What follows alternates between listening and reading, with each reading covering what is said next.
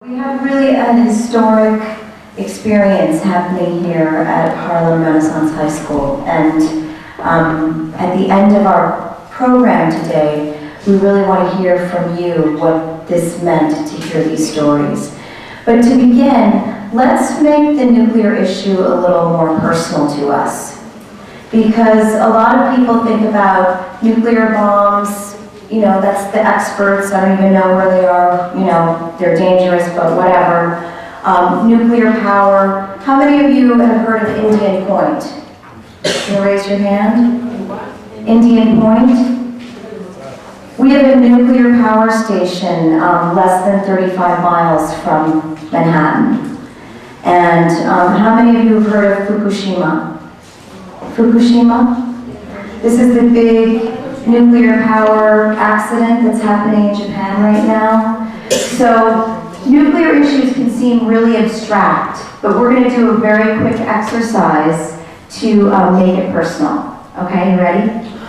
So I want you to turn to the person next to you, and you're just going to share back and forth for 2 minutes. Turn to the person next to you, you're just going to share back and forth what you really, really love about being alive. And be specific, don't just say food. You know, say a particular kind of food. But you guys use this time. So turn to your partner,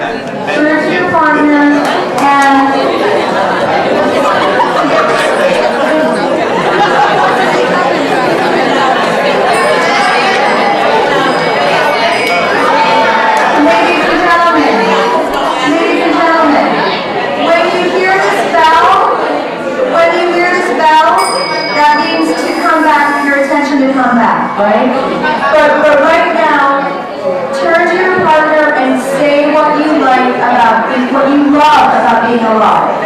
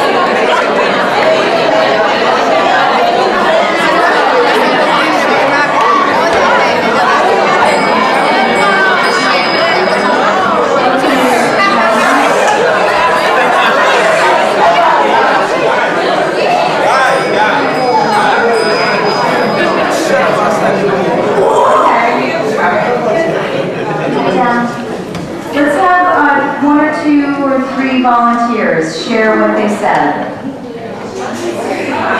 Raise your hand. You are 11th and 12th graders and you are not participating. I can't believe it. Somebody raise your hand and share what they said. Okay. Go ahead. What'd you say? What she said, right? Good. Yeah, she said she loves that she's in the life because she's studying, she's going to school, and she's doing a great job at school, and she's proud of herself. Excellent. Okay. So love being alive, studying, doing a great job at school, and happy in your life. That's wonderful. Thank you very much. She just likes living. She likes living and she has a lot to do. And we share that I'm going to a funeral tomorrow, but it's of an older person. She says she's not ready for that because she has a lot of things she needs to change in the world. And she just likes being alive and living to its fullest.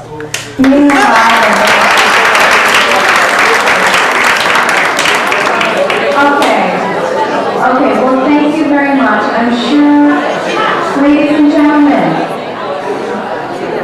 11th and 12th grade high school young people from Harlem Renaissance High School.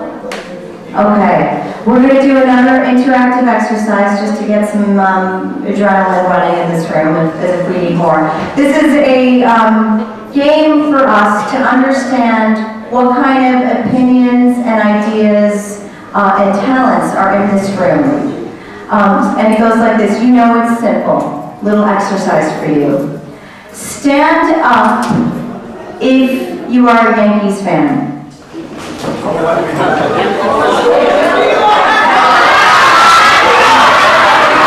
Okay, thank you.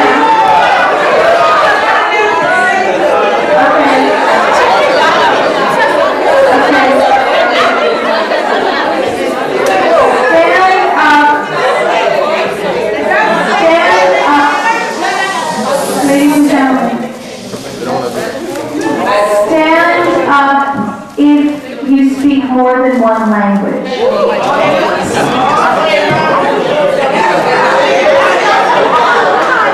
thank you very much.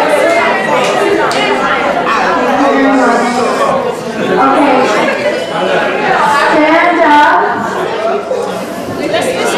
Stand up if you enjoy cooking. You said what? Cooking.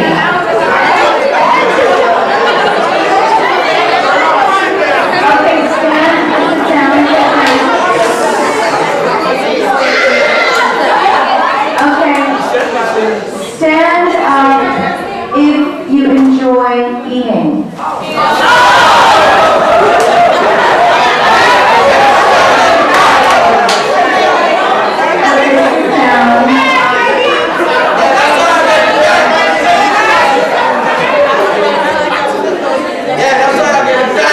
Okay, now we're moving towards the subject matter at hand. Listen up, everyone. Listen up, everyone. Stand up if you can name one or more countries that have nuclear weapons.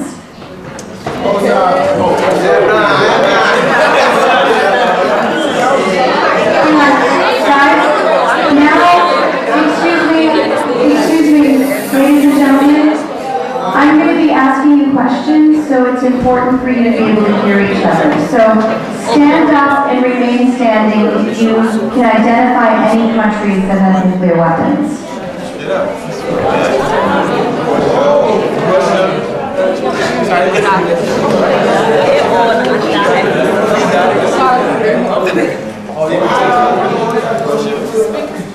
I'm sure like the US.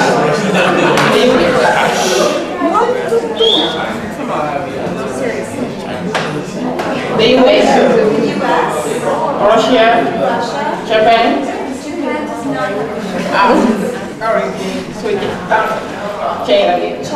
China does.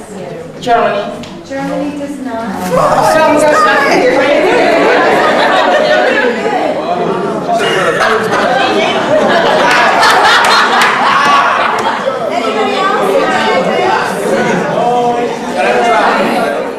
Nuclear weapons are very, very hard to imagine. So there's 9 countries that have them: US, Russia, India, China, France, UK, Pakistan, and North Korea, and Israel. So of those 9 countries, 2 countries have the majority of those weapons. Which 2 countries do you think that is? The United States and Russia. The United States and Russia own the majority of those nuclear weapons. And right now, ladies and gentlemen, there are over 2,000 nuclear weapons on hair trigger alert, ready to launch in 2 to 5 minutes. Those machines are being run by human beings who make mistakes and computers who make mistakes.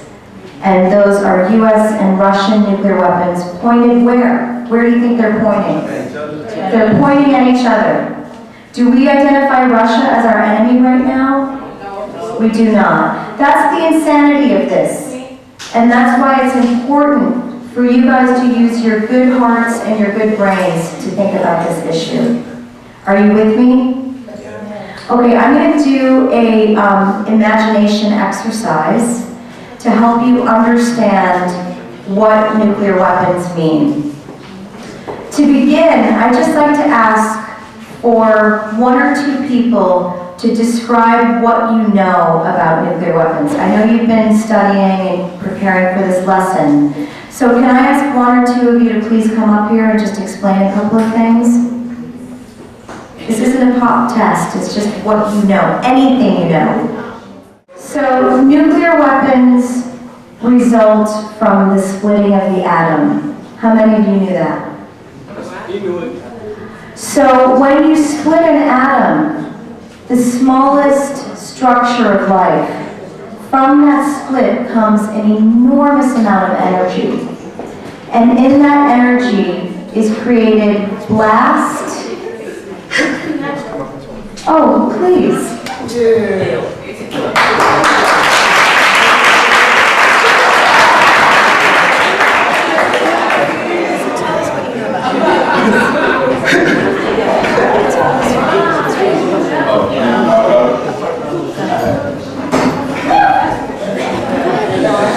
Well, nuclear bomb is a bomb.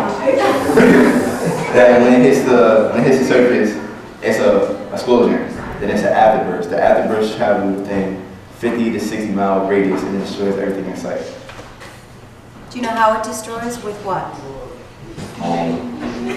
Nuclear power. And what's unique that's released from a nuclear weapon? Radiation. Yep. And can you tell us anything about radiation? Radiation it stays in the area within a amount of years. It doesn't leave right there and it causes deform to the people, the air, and actually the surface. So deform, what do you mean? Like bomb with 6 legs and 3 fingers. Right, so genetic mutation. Yeah, genetic mutation. Excellent. Anything else you want to say?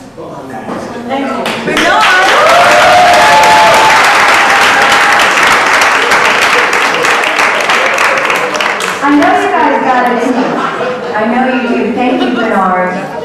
So just to review what Bernard already taught you guys, is that nuclear bombs, when they explode, there is enormous heat. Like, some people describe it as the sun coming down to the earth. And that heat is so enormous, it can just evaporate entire structures and trees and plants and people and animals. And not only in that split second is there an incredible amount of fire, but there's a blast that destroys buildings and anything in its way. And also released in that same split second is radiation, which lasts for, in some cases, hundreds of thousands of years, increasing cancer risk and also genetic mutation. So when we think about nuclear weapons, we could imagine them like waging war on future generations. Is there a light switch here anywhere? Would someone just switch off the light briefly? This is just to give you a visual. If you switch a light off and on. The light switch is in the other room. Oh, okay. Yes? Yeah, just switch it off and on just once or twice, please. When we switch this light off and on, I want you to remember that the bomb in Hiroshima was at 8:15 in the morning. At 8:14, it was a bright, sunny day in the morning. Within a second, the entire city was destroyed. The sky was black with debris. It was like it went from morning to night in 1 second. In 1 second, more than 100,000 people lay dead.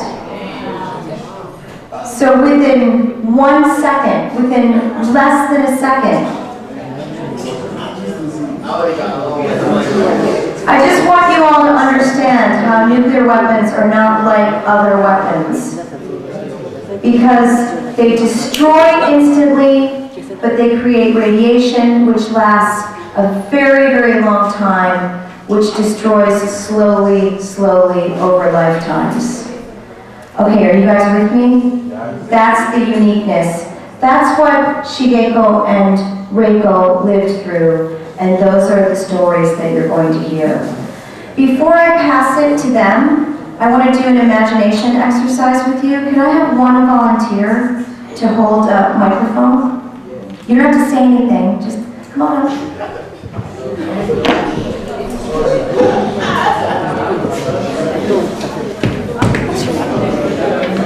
Josh? Okay. So, let's see, Josh, when this is ready.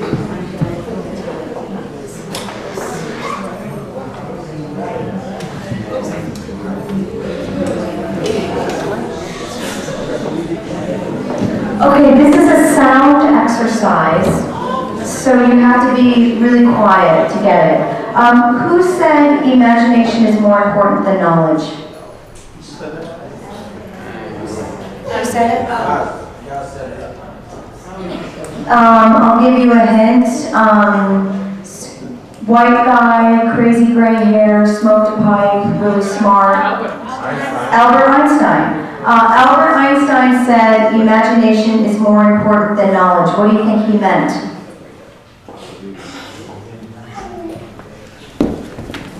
He meant that having knowledge is like half the stuff, but if you don't know what to do with it and you're not imaginative, you can't use it.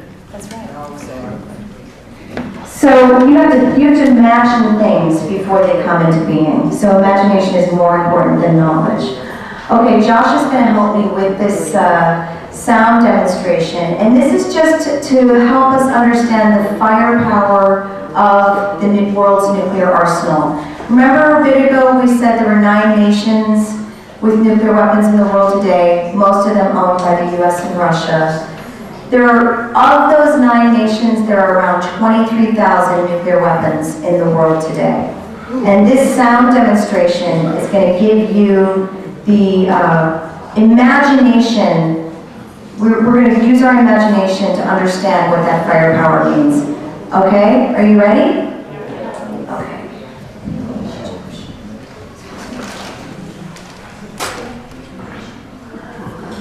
You know what? Hold this one.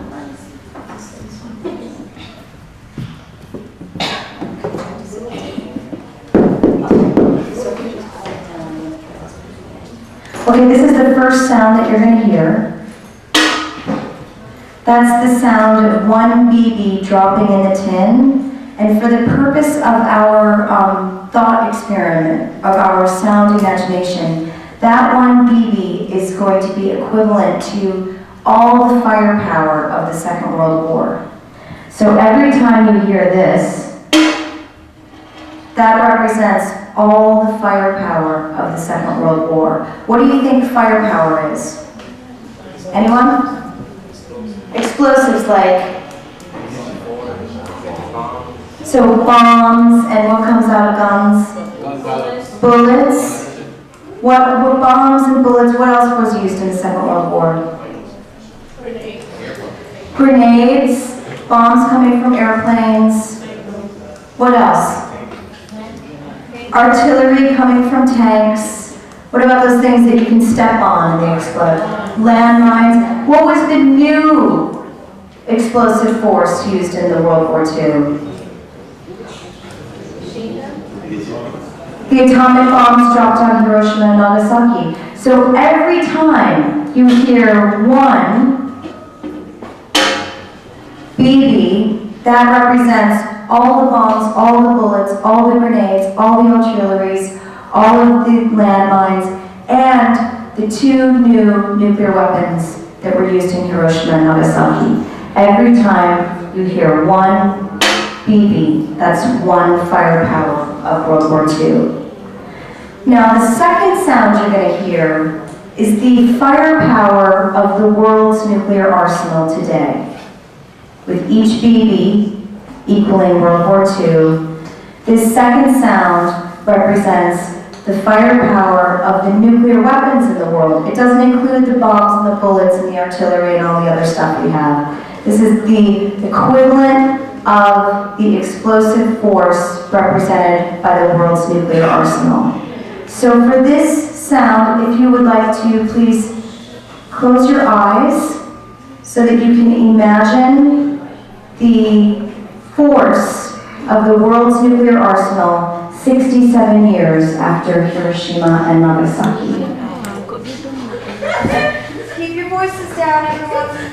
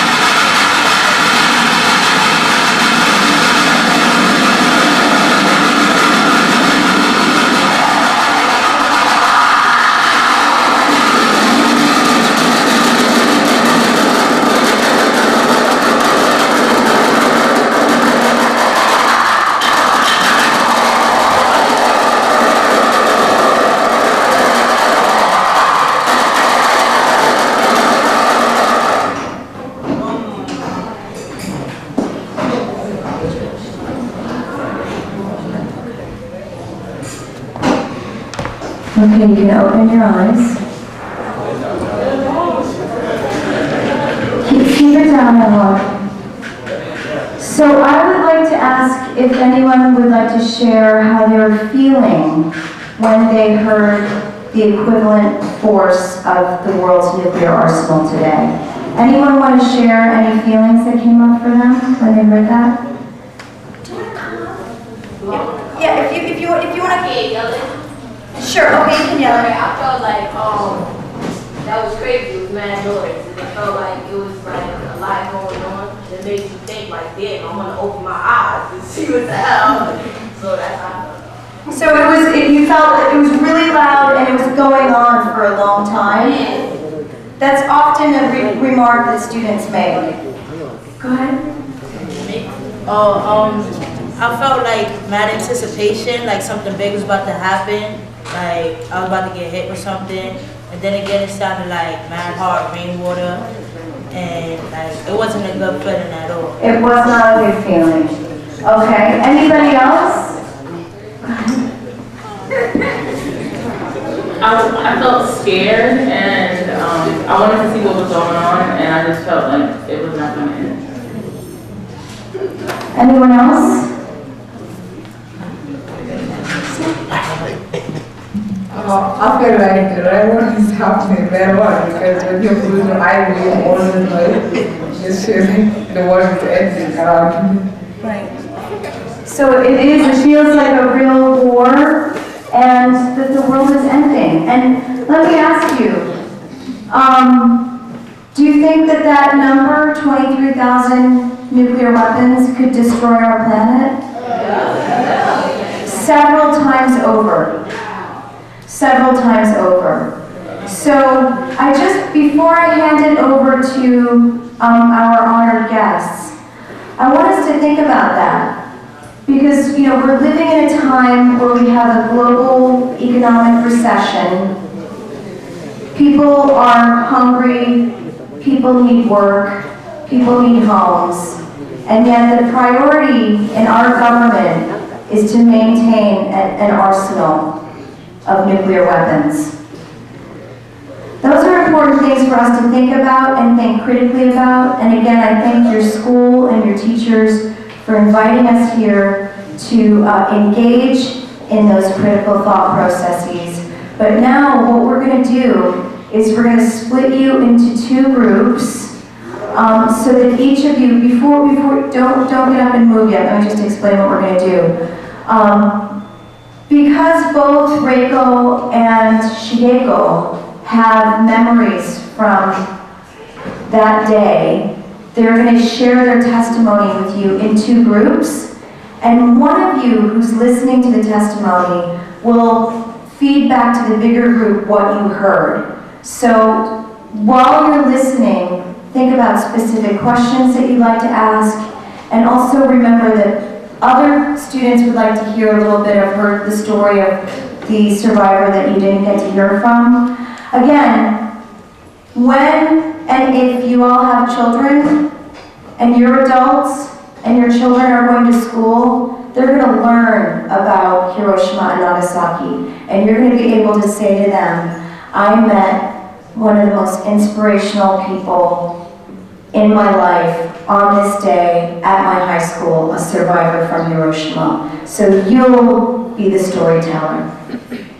So I'd like for us to, with teachers' help, break into 2 groups. So this side of the room, we want you to move your chairs around so that you can listen to Shigeko.